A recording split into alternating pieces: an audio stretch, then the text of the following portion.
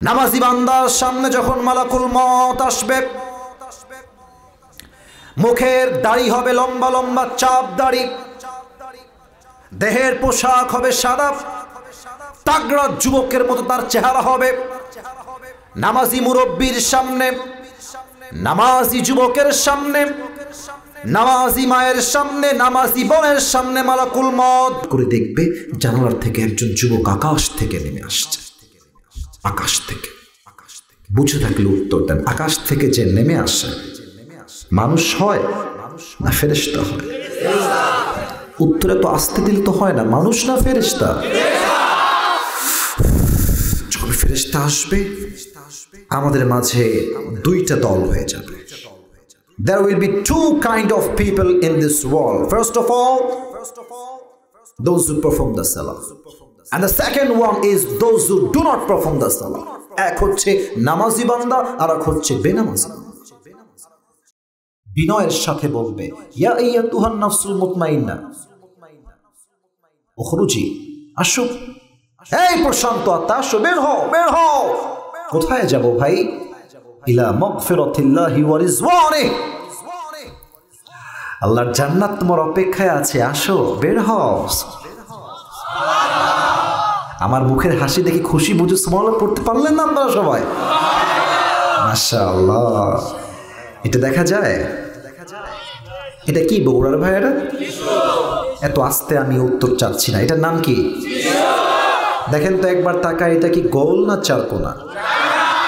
আল্লাহর হাবিব বলেছেন জান্নাতি মানুষের রূহকে কবজ করবার জন্য আল্লাহ তাআলা জান্নাত থেকে একটা লাল রেশমি রুমালের চাদর মালাকুল মউতের মাধ্যমে গিফট হিসেবে নামাজি বান্দার কাছে আল্লাহ পাঠায় দিবে।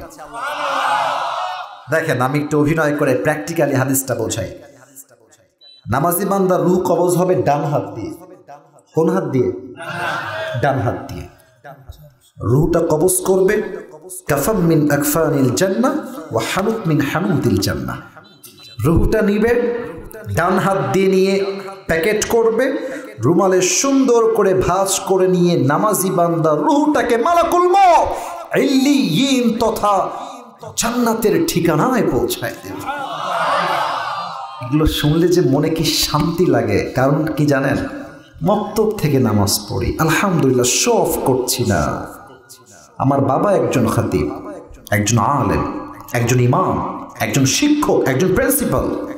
ছোট্ট মাদ্রাসায় ভর্তি করে দিয়েছি, একদম ছোট্ট। তখন থেকে কোরআন পড়তে পারি, আজীবন আব্বার বদৌলতে 5 ওয়াক্ত নামাজ পড়ে আসছি। যতই খারাপ হোক এই হাদিসগুলো যারা নামাজ পড়ে, এই হাদিসগুলো শুনলে কলিজাটা ঠান্ডা বাতাস ছুঁয়ে যায়। যুবক ভাইরা, ঠিক কিনা বলো? এটা হচ্ছে নামাজি বান্দার মৃত্যু। বাট বেনামাজির মৃত্যু হবে বড্ড ভয়ঙ্কর। এখানে অনেকে এসেছেন আমি জানি, রাগ করবেন না আমার কথায়, আমি আপনাদের ভালোবাসার মানুষ।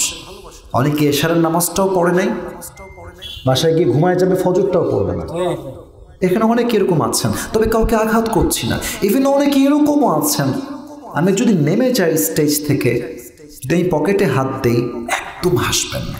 অনেকের পকেট থেকে এখন বিড়ির প্যাকেট বের হবে এখন যদি আমি হাত দেই। মাহফিল শেষ হবে, এখান দিয়ে যাবে, যাওয়ার সময় দেখবেন বিড়ি টানতে টানতে বাড়িতে যাচ্ছে। আমি নিজে দেখে আসছি। এই মাহফিল দিয়ে কোনো লাভ হবে না যদি মানুষ নামাজি না হতে পারে, ঠিক কিনা বলে? বেনামাজির সামনে যখন মালাকুল মউত আসবে, তার দেহের পুরো রংটাই হবে নীল। হাদিসের ভাষ্যমত অনুযায়ী তার চোখ হবে লাল টকটকে, পা থাকবে জমিনে, মাথা থাকবে আকাশ বরাবর বিশাল লম্বা। এত ভয়ঙ্কর চেহারা দেখে বেনামাজিটা মালাকুল মউতের ভয়ঙ্কর চেহারা দেখে ডাক দিয়ে বলবে, ইয়া আইয়াতুহান নাফসুল খাবিথা উখরুজি ইলা গাযাবিল্লাহ, এই বেনামাজি বের হও, আল্লাহর গজবের দিকে বের হও। মালাকুল মউতের ধমক শুনে বেনামাজি যুবক, বেনামাজি মুরব্বি তার রূহটা বের হয়ে ডান দিকে দৌড় দিবে, বাম দিকে দৌড় দিবে, পেছনের দিকে দৌড়ে পালাবে। মালাকুল মউত তার বাম হাতটা পেছনের দিকে নিবে, বেনামাজির রূহের দিকে মালাকুল মউত একটা থামাবে। Look at my left hand, বাম হাত দেখেন। বেনামাজি বান্দার রূহের দিকে বাম হাত যখন বাড়াবে, রূহটাকে এমনে ধরবে বুকের ভিতর। যখন টান দিয়ে বেনামাজির রূহকে ছিঁড়ে বের করবে, হাদিসে আসছে এটা জীবিত ছাগলকে যাবেহ না করে তার চামড়া কেউ যদি ব্লেড দিয়ে কেটে ফেলে, ছিঁড়ে ফেলে, ওই ছাগলটার যে পরিমাণ কষ্ট হয় তার চাইতে কমসে কম 70 গুণ বেশি কষ্ট দিয়ে একজন বেনামাজির রূহকে কবজ করা হবে। বলেন সবাই নাউজুবিল্লাহ। আল্লাহ, তোমার কাছে আমি দিল থেকে দোয়া করি, আমাকে সহ সবাইকে নিয়ে দোয়া করি, আল্লাহ এই মৃত্যুর আযাব থেকে আমাদের সবাইকে তুমি সেই দিন বাঁচায় দিও। পড়না আমিন।